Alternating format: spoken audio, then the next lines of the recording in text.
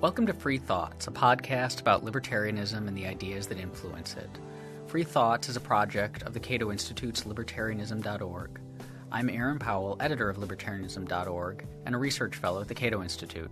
And I'm Trevor Burrus, a research fellow at the Cato Institute Center for Constitutional Studies. Every week on Free Thoughts, we talk about libertarianism. But just what is libertarianism?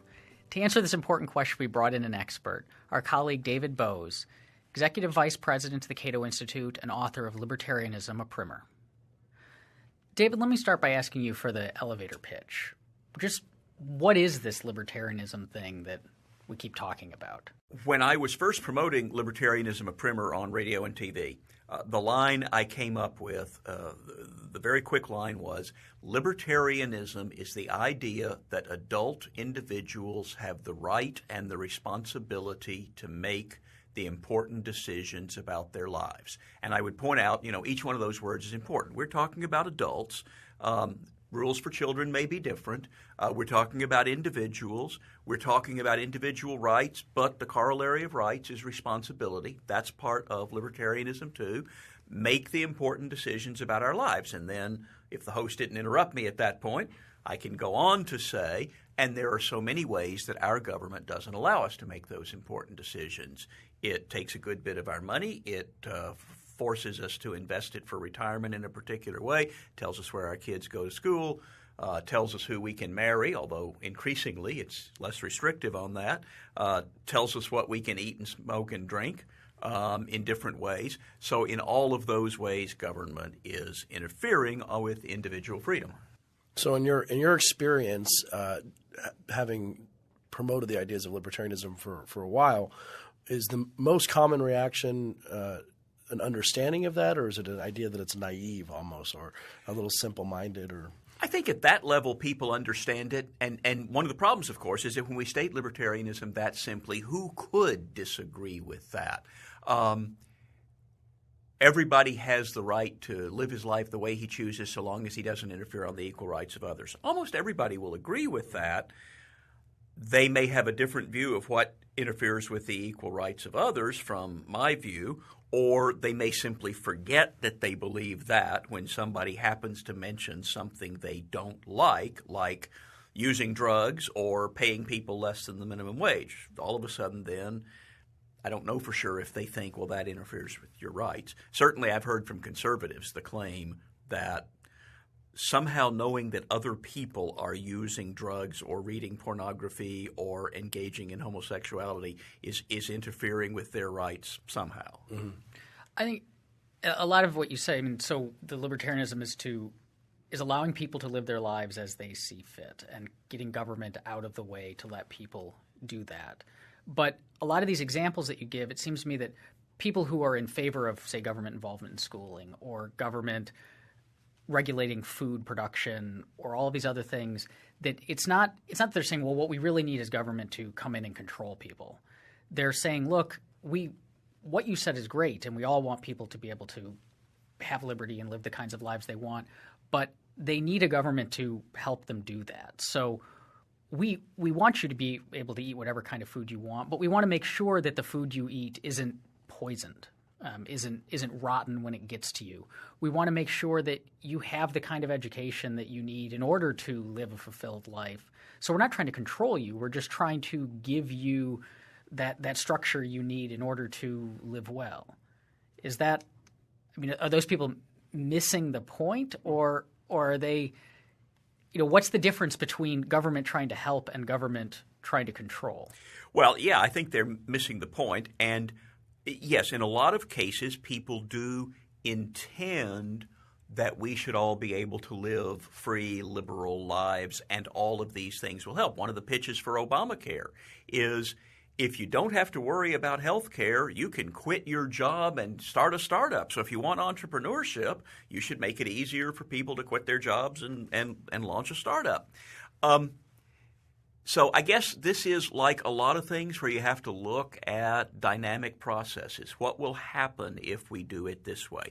One of the things that happens if the government makes decisions for us. And I don't see how anybody can argue that the government isn't making the decision about where we should send our children to school. They may think it's a good idea, but they are making that decision.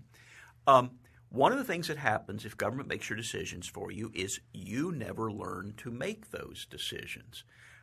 If you've never had to pick a school for your child, you may very well feel that you don't know how to pick a school. But you know how to pick a car, and that's pretty complicated too. And you don't even think about, I don't know how to pick a car. You know that you ask your friends, you ask your father, you buy a copy of Car and Driver magazine, you buy Consumer Reports. There are lots of ways to find out how to buy a car, and we don't have any of those things for schools. Or we do for private schools, but in a much less visible format. So yeah, a lot of people believe that would be the case, but we're taking responsibility away from people. If we tell people how they should eat, then they don't develop their own good eating habits. If we tell people they can't use drugs, then they don't get a chance to discover what's interesting to them and what the consequences of actions are. And the point Hayek made, if we knew what the outcome of liberty would be, then we wouldn't need the liberty. The point of liberty is that we don't know what the outcome is. Even if I'm very well informed about what the best life for me right now is, that might change. I didn't know that the internet was part of the best life for me 15 years ago. And if we had even more rigid control, then I never would have found out that the internet could be a fulfilling part of life. So do you think that I get a lot of you hear about the word extreme a lot taken out against libertarianism. It's an extremist philosophy. Sometimes that's could be just an insult of some type. But would you accept that to some degree, that we're extreme or principled to some degree? And I remember reading some years ago about a kind of declension or conjugation, whatever it was, that goes sort of you sweat, Aaron perspires, I sparkle. So one of the ways of looking at this for any political advocate is, I am principled, you are extreme, Aaron is a pig-headed fool. And anyone can say that depending on where you right. are. Yeah. I also think one way to look at it is we don't think about the things the government does that kind of are extreme. They arrest 1 million people a year for smoking pot. That seems kind of extreme. I had a reporter way back in 1980 when I was traveling with a Libertarian presidential candidate. A reporter said to me something about extreme, and I said, no, we reject the extremes. We reject the extreme idea that the government should take half of all the money a working man makes. We reject the extreme idea that American boys should be sent to die in conflicts around the world that have nothing to do with the vital interests of the United States. Now, if you say, well, it's not extreme because we're already doing it, and that makes it not extreme, okay, but I kind of think it is extreme to take money from people at the point of a gun, and especially to take as much as many states do, and it's extreme to send people to die in deserts where American vital interests are not involved. So you mentioned the 80 presidential campaign, and that's another topic I think is interesting, wherein now we hear a lot about libertarianism, but it's been around for a while. I think it was we got 1% in 1980, Ed Clark, correct? Right. And some might have said that was the height of libertarianism, and maybe different times we hear a new era of libertarianism is emerging. What is your take on the general path since you've been doing this? Are we at the height of libertarian thinking now? Is this a time where we have opportunities before us that weren't there, or is it just sort of a cyclical process? Well, that's an interesting question, and I feel so immersed in it that I have trouble being able to tell. I do think you could say that 1978 to 1982 probably was the high point for the Libertarian Party. Gary Johnson got more votes in 2012 than Ed Clark got in 1980, but he got a slightly smaller percentage. So the Libertarian Party seemed more on the cusp of something big back then. And in some ways, there was a growing and self-conscious libertarian movement in the late 70s and early 80s. And in some ways I feel maybe there's not as much of an exciting self-conscious libertarian movement these days. But that's partly because libertarian ideas have moved more into the mainstream. Some people would say they have become less radical themselves. Most libertarians maybe are more Friedmanite than Rothbardian these days. However, it may be that there are just as many Rothbardians as there were in 1979. It's just that there's a lot more people who are basically libertarian, but not quite that extreme. So one of the questions involved in all of that is, what does it mean to be libertarian? And in my book, I have a pretty forthright, principled definition. I focus it around self-ownership and the non-aggression axiom. On the other hand, in my ebook, The Libertarian Vote, and the studies we did on that, we have a real loose definition of libertarian. If you answer yes to 3 kind of vague questions about the size of government, then we call you a libertarian, and we get 15% of the American public. So I do think there is this broader group who have been identified now, and politicians or political observers are identifying libertarianism as a strand in American politics. They talk about the libertarian faction in Congress, and we never saw that before. So in those kinds of ways, there's growth, even though some of the institutions of the old libertarian movement have kind of withered. Let me ask you about these basic principles that you say you argue for in your book. One of the critiques that is often leveled at libertarians, especially ones who advance the non-aggression axiom or principle, as you mentioned, which is this idea that we cannot aggress against the person or property of another person. Who has not himself initiated aggression. Right.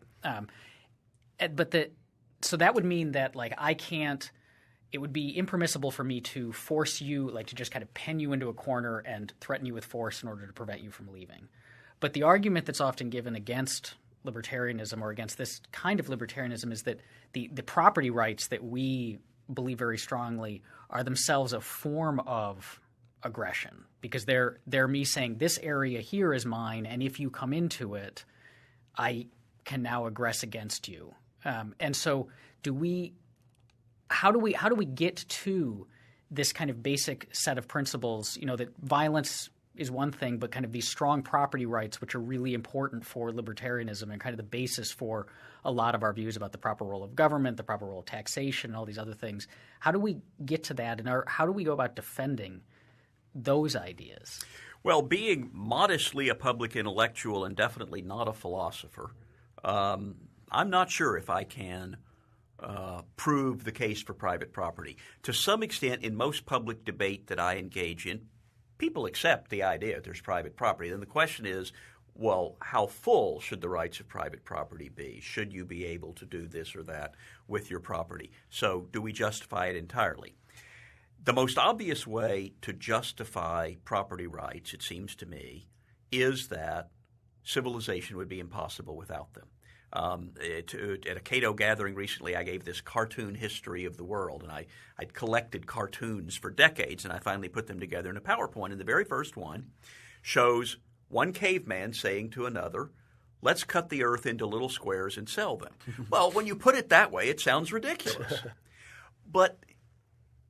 And maybe with 2 people it is. But you get to maybe 10 people, and then you start saying, I want to build a hut, and I don't want you to be able to come and take it. And to do that, I have to know that what I do on this property is mine. And therefore, the concept of property rights emerged in extremely early society. And you could call it homesteading. I just went over here and I said, this part is mine. And I drew a line around it. And then whatever I build on it or store on it, I'm supposed to be protected. And eventually the rule of law grew up to develop that. Now, that is a consequentialist argument. It's not a purely, what is the term, deontological argument. And maybe that is the basis for where we start this process. So The most compelling argument for property rights is we could not have 5 billion people or 1 billion people without it. We could not have houses and apartment buildings and the internet and microphones. None of that would happen, which is why every human society developed a system of property. We've talked a lot so far about the things that government is not allowed to do or that government should not do.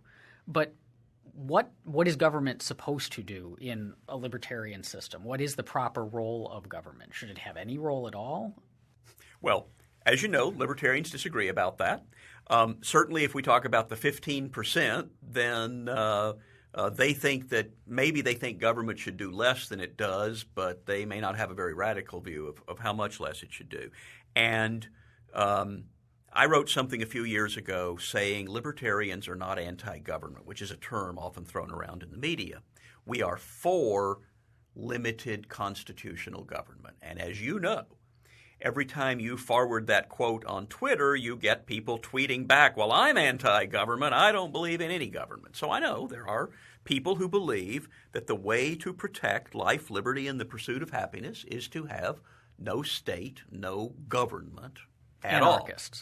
Anarchists, yes. My own view is that the protection of the rights to life, liberty, and the pursuit of happiness, or life, liberty, and property, is an appropriate role for government. That I don't think government needs to provide public goods, much less private goods. It doesn't need to make us better people, but it does need to protect our rights. And so our right to life, our right to liberty, our right to property, we should, and so I agree with the traditional limited government view that for that you need national defense, not wars around the world, but national defense. You need courts to settle disputes and try violators, and you need police to apprehend, to prevent crime, and certainly to apprehend criminals. That's my view of what an appropriate limited constitutional government is. Now, in the scope of you mentioned the 70s. I think would you say that the modern libertarian movement begins in the 70s more or less? Well, history is a complicated process. The libertarian movement begins the first time one caveman says to another, back off, put down that rock. And the American Revolution and abolitionism and the peace movement, that's all part of the libertarian movement. But in some sense, you could say there's probably two places you could place it. There's a revival of liberal ideas that are beginning to be solidified into libertarian ideas in the reaction to the New Deal. So, for instance, 1943, when Rose Wilder Lane, Isabel Patterson, and Ayn Rand all published books. That's one possible beginning of the three modern women, libertarian interestingly movement. enough. Yeah. So 1943 is one possible beginning. In the late 60s and early 70s, there's kind of another beginning, the founding of the Society for Individual Liberty, groups like that, the founding of the Libertarian Party then in 71, 72. And all of that process sort of continues until the late 70s, during the era of Vietnam, Watergate, and stagflation, which probably is something that's pushing a lot of young people to look for alternatives.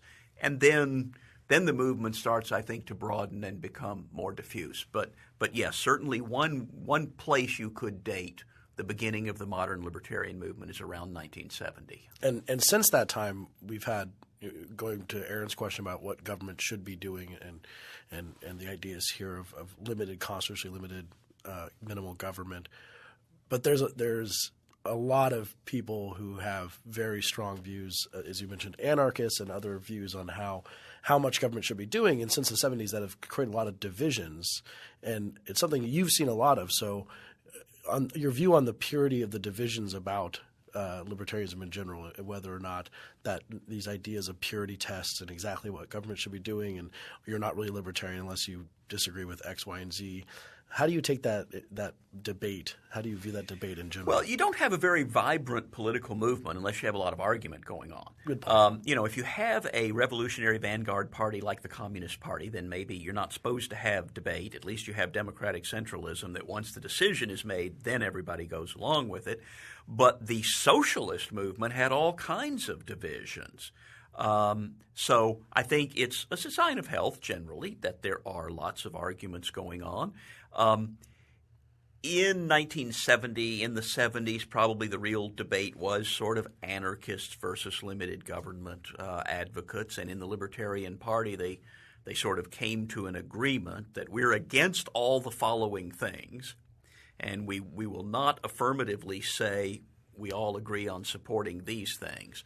I think as a political movement, that's probably the way libertarianism works. We're generally against government spending, against high taxes, most of us against the federal income tax, against the Federal Reserve, against foreign wars, against the drug war. If you got rid of those things, how much of government would be left, and how much of that would you then want to get rid of? I don't see why a political movement has to agree on that. We have a lot of things to get done. And that doesn't mean that along the way we won't propose to get rid of this piece that you think shouldn't be gotten rid of, even though all these other things should. So not everybody can be in the same place all the time. The more troubling thing to me is too many crazy elements of libertarianism that I think are not very helpful in presenting the ideas to the world, that are a distraction from the real discussion. And I'm not saying the real world is just the political movement. I do think the philosophical movement, getting the principles right, is important. If I want to think, for instance, about how to think about some proposed new copyright law, the first thing I'd like to do is clarify what I believe libertarianism teaches us about intellectual property, and then say, does this new law move us closer to it or not? Now, it's possible that it's possible that without knowing what I really believe at heart about intellectual property, I can still believe this bill or this bill is a bad one. But generally, I know those things because they move toward or away from a society that eliminates organized coercion. So I think it's important to get the philosophical part right, even though as a political movement, we don't all have to agree. Let me ask about compassion, because I think this is one of the things that's often thrown at libertarians is that we're not compassionate, that we believe in these strict rights and that the government's job is to enforce those rights, protect us from violence, protect our property, enforce contracts, and that sounds all well and good, but there are going to be people who fall through the cracks of the riches that the market creates, or people who are hurt through no fault of their own. And then don't you need government to step in and help those people? We need these welfare programs to provide a safety net. What about the people who slip through the cracks? Right. And so we're told that because libertarians generally aren't in favor of those sorts of programs, that we lack compassion, that we don't care about the poor, that this is a philosophy of just like, I want to keep what's mine and I don't really care about other people. And I know it's not true for me. It's not the way that I feel. But how do we – It's probably the most common characterization. Yeah. So how do we go about responding to that? I mean, do we need the government in order to provide this compassion to help people in need?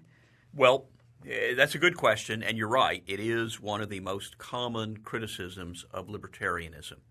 I think proper libertarians are compassionate. The libertarian philosophy is one that opposes concentrations of power, that is concerned with the rights of every person, including the poorest and weakest, and has demonstrated through history that it is the way to make to liberate poor people from the backbreaking labor and short lives that are the natural condition of mankind. But it's true that libertarians don't wear their compassion on their sleeves. And having concluded that the way to get widespread prosperity, especially for the least advantaged, is to have a system of individual rights, property, and free markets, we don't necessarily feel we have to keep pointing out that that's the virtue of it. Our our task becomes insisting that the government not violate these rules, which will, in fact, make most people better off most of the time.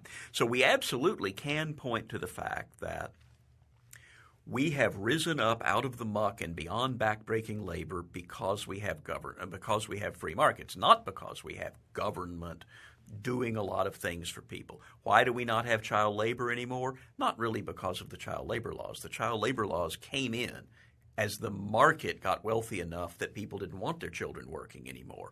So we do that. And when we think about eliminating poverty, eliminating want, we should think about the systems that we do favor and not just the ones that we don't favor.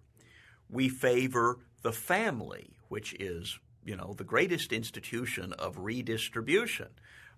We favor economic growth and free markets, which is the institution that allows all families to rise from desperate poverty. We support institutions of mutual aid. People come together in things like the Lions clubs and Rotary and things like that, which are not as significant in our lives as they were a couple of generations ago, when that really was where people came together and threw money into a common pot that was their insurance system. But it wasn't corporate. It was a mutual aid system. And then we believe in charities, and we believe in churches performing charity. And all of those things do more for the poor than government does. So we should at least say, let's make sure we've made all those things work before we turn to government. And then we have to look and see, is the government on net a benefit? And it's easy to say, I saw a woman sleeping on the street. The government should have a shelter for that woman. What it's harder to see is what are the long-term and even medium-term effects of these programs. Charles Murray points out the poverty rate in America was falling mildly but steadily until the War on Poverty was created, and at that point the poverty level leveled off. He would also say that the welfare system bears a significant responsibility for the fact that the unwed motherhood rate took off in the mid-1960s when the federal welfare state was created. So I do worry that these programs trap people into poverty, make it easier today to be on a program than to find a job. The problem is, if you're on a program, instead of having a job today, there's a good chance you will be on a program and not having a job tomorrow and next year. And so, to some extent, this is, as people used to call economics the dismal science. They were wrong in the description of what was dismal about it, but it is a reality-based science. It is about hard truths and processes and dynamic ways of looking at the world. And sometimes it is perceived as heartless to say, don't spend that money on a good cause today because the result is fewer business startups, less business expansion, less economic growth, and more people trapped on the government dole in a permanently dependent condition. But that's a tough argument to make to people, and I heard one of my colleagues on the radio just this week talking about the extension of unemployment benefits, while a Democratic congressman kept saying, have you looked into the faces of the people at an unemployment insurance office? I don't think you could say to those 1.3 million families, if you walked into them personally, that you don't want to extend their benefits. We know, really, as a matter of empirical economics, that the longer unemployment benefits extend, the longer bouts of unemployment will extend. And the real problem there is the longer you are unemployed, the harder it is to get a job after that. So we're concerned about processes, but at the moment that somebody's hurting, that's not an easy thing to explain. So if someone comes along, I get this statement or question a lot to me where if I articulate the systems that we advocate that alleviate poverty and do a better job of it than anything that's ever been designed or discovered. And they say, but there's still people who are going to slip through the cracks. Well, one thing about slipping through the cracks is there is no system through which people don't slip through the cracks. If there are homeless people sleeping outdoors in December, we have a welfare state. We have a welfare state that spends trillions of dollars, and yet it leaves people sleeping on the street. So it's pretty clear that the welfare state does not prevent some people from slipping through the cracks. Now, you could go farther in the welfare state. You could have socialism. Well, we tried real socialism in a third of the world, and that turned out to leave people slipping through the cracks too, including most of the middle class. So I don't think you ever get perfect solutions in the world. Let's take the public schools as an example. The critic of libertarianism would say, if you don't have government schools, many poor children will slip through the cracks. They will not learn to read and write, and then where will they be? Well, they're right. That would be a terrible thing. A whole lot of people in the modern world not learning how to read and write. That would be very bad. Well, how many millions of kids are graduating from school or leaving school without having learned to read and write in today's government schools? I cannot imagine that a competitive system of schools that had to compete for customers would produce more kids who have slipped through the cracks of the reading and writing and arithmetic classes than the government schools are doing. So that seems to be a pretty clear example. Welfare maybe is a little harder to see, but we know there are people leaving school as teenagers who don't know how to read and write. But you're not even trying. I mean, that's the thing. It's like, but you're not even trying to make sure they don't slip through the cracks. It's like you're just accepting that they should. I had a friend once who talked about two people he had dated recently. And one was kind of a libertarian who said, what we need is smaller government and more growth. That's what will help poor people. They need better lives. That's what they need to worry about, and growth will do that. The other one said, "Oh, I feel so. I want to be an activist. I want to work for these programs. I want to get people things. I want to expand unemployment and food stamps and so on." Now, my friend was pretty much a libertarian himself. He knew the first person was right. The second person actually wasn't right. The second person's ideas would actually hurt the poor. And yet, he felt more warmly. He thought the person with the programs was benevolent and compassionate. And who wouldn't want to share a life with a benevolent, compassionate person rather than with a heartless economist? Mm-hmm. So even though he knew that these ideas would not work, he was attracted to a person who thought they would. Interesting. I have sympathy for that, and the idea of trying, as I agree that results matter more than effort, is something I think we would often say. It matters in terms of someone's moral character and what they're trying to do, but we also need to look at what actually happens and who slips through the cracks. Yes, it does matter for moral character, although there is a question, if you truly feel for the people in Syria and therefore you want the United States to get bogged down in another 12-year war, is that good character? I don't know. If you truly feel for the poor and therefore you get them trapped in dependency and a world of slow economic growth, is that a sign of good character? Now, it may partly be, as Catholics would say, it is a matter of ignorance. If you were ignorant of the effects of your policies, can't really hold you morally responsible. Curious to know what a Catholic priest who understood economics would say about moral character. If you advocate things because you are a good and decent and feeling person that in fact are bad for the people you're trying to help, what does that say about your chances at heaven? I could say Aristotle would say this person they're acting out of the virtues. That's great, but they don't have full moral character because they've got poor judgment. So they're acting for the right reasons, but they're doing it poorly. And in order to have really good moral character, you got to have both. Probably true. That seems like a reasonable position, although I do understand the argument from ignorance. If you just truly don't know that these programs are worse for the poor. And, of course, we should also keep in mind the possibility that we might be the ones who are wrong. Yes, but in either case, whether we're the ones who might be wrong or these other people are wrong, if you're out there in the world working to advance something, you really care about helping these people, and so you're working really hard and putting a lot of effort into a set of solutions, you can be ignorant about whether they work.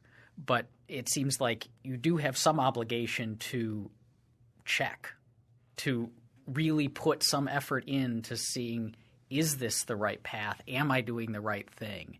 That it's okay to be ignorant, but you should recognize that we all have a level of ignorance and put the effort in. Some people try to alleviate it. Yeah. Right. Yeah. So I have a lot of what we were talking about with compassion and the welfare state. There's be people listening to this who might be saying, well, that just sounds like Republicans, conservatives. And we talked a little bit about the history, or the post-war history in particular, and there has been more of an alliance with the conservatives for libertarians than with Democrats. And I just wonder your thoughts on that, General. Are there more? Do we have more in common with conservatives? In recent modern times, there was definitely more cooperation. If you go back farther, libertarianism originally was known as liberalism. It was the philosophy that arose to challenge the monarchy, the aristocracy, the monopolies, the established church. Clearly, a movement of the left in those terms, and that's how the terms left and right originated. A lot of intellectual historians would say, as a lot of liberals in the late 19th century turned toward wanting to use the government to advance what they saw as their values, then there was this split, and the libertarians or liberals who didn't want to use the government, who believed still that the rule of law and limited government was the best way to achieve these good results, began to seem like conservatives. And then in the post-war era, you clearly had in the United States and the world Soviet communism, a huge threat to liberty, and domestically a rising welfare state. That was the political change that was going on.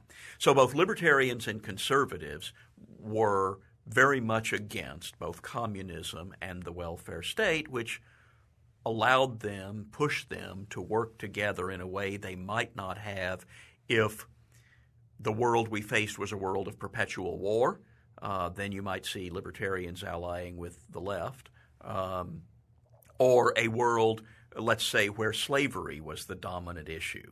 Then libertarians should probably be working with human rights activists of the left against the people who are not today's contemporary conservatives, but people who would be called conservative in a society where they were trying to preserve slavery.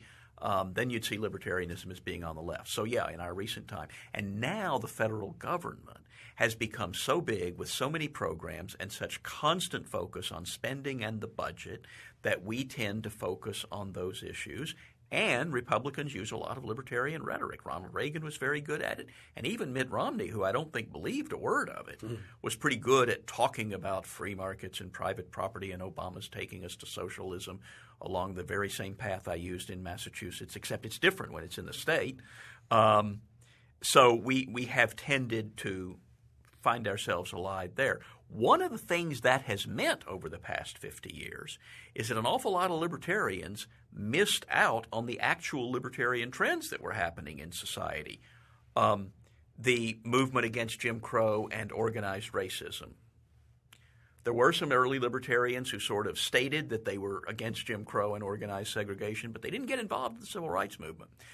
The movement of women's liberation, perceived as being a left-wing movement, and therefore libertarians tended to ignore or actually oppose it. The gay rights movement, all of these areas. The anti-war movement, libertarians have been a little more involved in and have unfortunately not stepped up to the game the last 5 years when a Democratic president is prosecuting wars and the left-wing anti-war movement just folded its tent and went home. There are other issues like the drug war where libertarians and liberals have often been allied, even though people like Bill Buckley were also critics of the drug war. So I don't think at its most fundamental level libertarians are more allied with the right, whatever that term means. But it's probably true that in modern America we have perceived freedom of religion, freedom of speech, freedom of the press less threatened than economic freedom, and therefore we have felt less need to be involved in those kinds of issues than to be involved in constraining the growth of the transfer state. Let me ask another question that commonly gets asked of libertarians, which is these ideas, if they're as good as you say they are, and that they create the wealth that you say they do, and they lead to better lives and all these other things that are really valuable, why aren't there libertarian countries? Why don't we see this embraced on a much larger scale than it is? Well, because there are libertarian countries, and there's a general trend in the world in the direction of more libertarian countries. There used to be Oriental despotism and feudalism, and then absolute monarchy and tribal violence, and in a later era there was military dictatorship across a lot of Latin America. And what's happened since the Enlightenment, since around 1700, is a movement first in Northern Europe and then in the new United States and then in more of Europe and then in more of the world toward a society based on markets, not monopolies, based on security of property rights, the rule of law, freedom of religion, a movement toward merit, not status, elimination of monarchy and other forms of absolutism, and even when monarchs have been preserved, as in Great Britain, they're constitutional monarchs. They are not absolutists. So in all of those ways, we have moved strikingly in a libertarian direction from the nature of the societies that preceded those.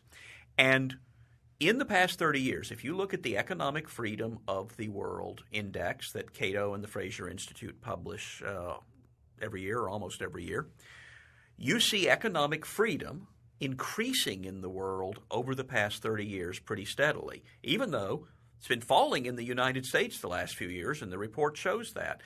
The big reason it's increasing is that it's increased in China and India, and that's such a huge portion of the world that if that's happening, then things are getting better.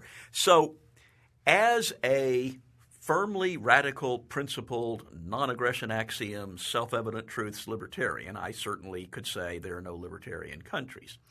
But as someone looking with a sense of history, I can say a lot of countries are getting a lot more libertarian than they used to. I mentioned, a society of merit instead of status. And one of the huge things that means is people not being excluded from social and economic life because of their race or their gender or their religion or now their sexual orientation. So in all of those ways, we have libertarian-ish countries.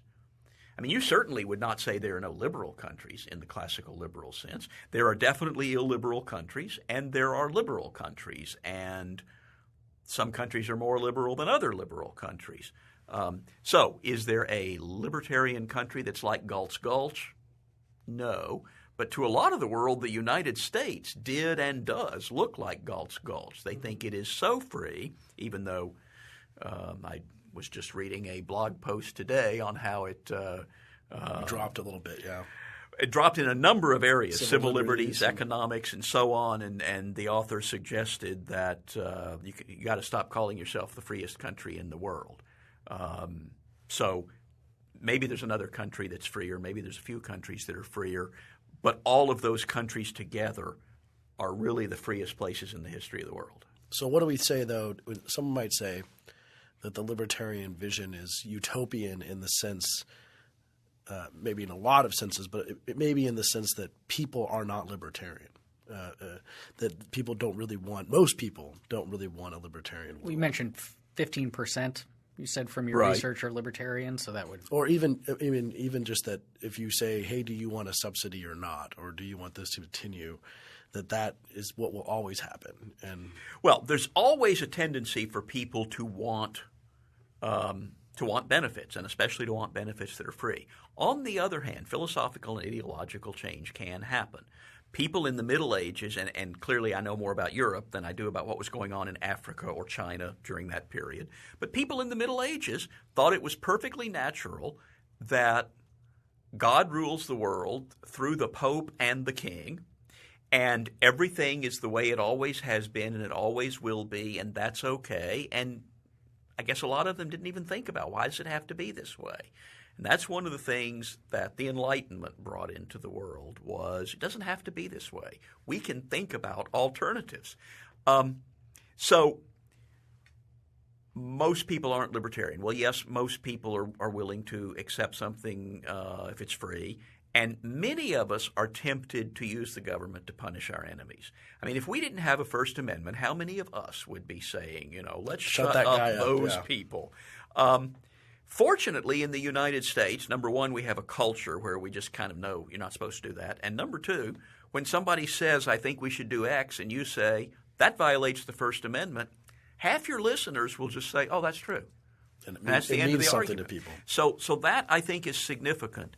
And I think there's two ways you can think about utopian. Is a political philosophy utopian? One way is it'll be very hard to get there because the world is complicated and not everybody has the same understandings and so on. The other is if we got there, it wouldn't work. And that's really what utopia nowhere originally meant. So I say socialism is utopian. It's a beautiful dream. Let's all share. We have all these goods. Why should some have more than they need? And really, Bill Gates would agree that he has more than he needs. And why should others have less than they need? So why not share? That's a great vision. Doesn't work. Charity works, churches work, mutual aid works, but if you actually try to share all the goods of society, the closest to actually doing that the world probably ever came was Leninist Russia, and it was a disaster. It was such a complete collapse of society that the communists themselves declared it not to be communism. It was war communism. Mm-hmm. But what it really was communism. They really tried to eliminate money and share, other than, of course, the pigs at the top. Yeah. They got more, but they tried to share, and it caused society to collapse. There wasn't food. Libertarianism is utopian, in my view, in the sense that it's going to be very hard to get to the totally life, liberty, and property society that I would like for political reasons. But if we did, it would work. It would be the richest society in the history of the world. We could have a rule of law in which we would not eliminate violence and murder and rape, but we would punish it, and I think, therefore, we would have less of it. So it's not utopian in the sense that it can't work. It's utopian in the sense that it's tough to get there. But the closer we get to it, as in Western Europe, the United Kingdom, the United States, New Zealand, Australia, Hong Kong, the closer we get to it, the more economic growth there is, the more social harmony there is, the less violence there is, the more peace there is. So if your goal is peace, prosperity, and freedom, the more libertarian your state, the closer you'll be to those goals. What do you say to the conservative variety of critic who responds, that's all great, but if we give everyone this freedom, lots and lots of people are going to do bad things with it. And by bad things, we don't mean violence or violating rights or stealing property, but what we mean are behaviors that if everyone's doing it, it's going to degrade the moral character of society and bring us much lower than we would have been without that freedom. So everyone's going to run around and have promiscuous sex and not have stable families and take lots of drugs, just kind of the outright hedonism view. And that's bad, and so we need to restrict. Which is probably tied to the libertarians or conservatives who want to smoke pot type of very base characterization. Well, that's right. To some extent, if you really want a society where everybody worships God in the same church on Sunday morning, then you're going to have to go back to the Middle Ages and try to have that world. And unfortunately, since the light of enlightenment came into the world, it's pretty much impossible to get back to that. Conservatives have been making that argument about the changes in America since at least the 1960s, And yet we look at our society today and we say, yes, there are people who use drugs, and we think there's a lot more premarital sex than there used to be. There's certainly more open homosexuality. There's more access to pornography now that we have the internet, if nothing else. Lots of those things are true, and yet, despite the big government and everything, our society remains pretty strong. Most people form families, get jobs, raise their children, all those kinds of things. But it is true that capitalism erodes old systems and old ways of doing things. Capitalism and economic growth make it possible for young people to break away from their families earlier and easier than they could. You know, if your society is poor enough that you as a young man can't really afford to live anywhere other than your parents' house, well, then you're going to have a lot of nuclear and extended families. And probably less premarital sex, too. Well, that might be right. I have seen one conservative organization that I think correctly bemoans the fact that the automobile allowed courting to happen somewhere other than mother's parlor. If you're a real conservative, you should worry about that. Part of it, I guess, is what you think people would be like if we didn't threaten to beat them up and arrest them. And I think that more of these socially dysfunctional things happen because we agree to subsidize the unsocial activities than happen simply because we allow people to do them without being put in jail. Brink Lindsay, in his book The Age of Abundance, talked about how the indices of social disorder kind of increased until the late 70s, and then they started trickling down. And he suggested this was freed from a lot of old strictures and freed from the constraints of poverty. People experimented with lots of lifestyle choices, many of which didn't work out very well.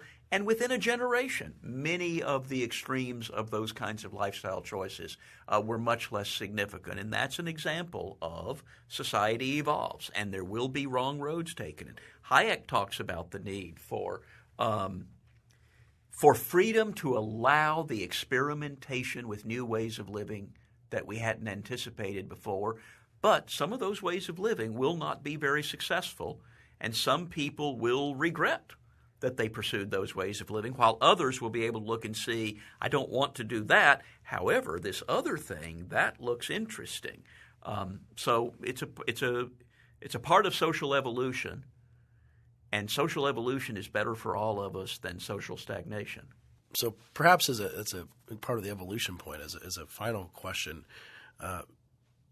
with where do you see libertarianism going from this date forward? We have more and more murmurings about libertarianism and more hit pieces, which I always say is a good sign that there are more and more people out there writing things that saying we're all crazy.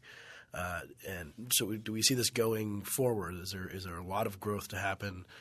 Is there going to be a libertarian movement of sizable portion? Would you be so bold to predict? Well, I wouldn't. I feel very uncertain about the way society develops within the next 10, 20 years. Over a longer term, over 100 years, I believe the world will become more libertarian precisely because libertarianism works. More and more countries are going to see that allowing freedom of religion and freedom of speech actually creates a more harmonious society, and that allowing more reliance on markets creates a more prosperous society. People will see that. Now, to the extent that that happens significantly, it could reduce the value of a libertarian movement. You won't have as much to be opposed to. It seems very difficult in a modern democratic society to consistently organize people against big government that isn't violating their fundamental rights of freedom of speech, living where they want to, marrying whom they want to, and so on. You get people who oppose big government overspending and deficits, and once in a while they turn out at the polls and they try to turn out the people who have done that. But really creating a political movement is difficult. I do think over the next few years I expect to see more people becoming libertarian and more media coverage of libertarianism. But how that will affect the world in the short term, I don't know. So I know Trevor said that was the final question, but I've got one more final question. It's the question, the kind of ultimate libertarian stumper that gets thrown at us all the time. So I thought I'd give you an opportunity to be stumped by it, and that is, what about the roads? To me, that is just silly. What about the poor? Man, you look at the woman by the side of the road, and you feel something should be done, and you're susceptible to the politician's argument, something must be done, this is something, therefore this must be done. The roads are an economic service. People want to get from one place to another. People want to make money giving people what they want. I'm not very worried about the schools or the roads. People will supply them. Now, and this is where our being trapped in a particular kind of world means we just can't see. I can't see. I don't know how the roads would be provided. And mentioning schools reminds me of that. What would the schools be like after 25 years in a libertarian society? Well, maybe there wouldn't be schools. I think there'd be education, but maybe it wouldn't be schools.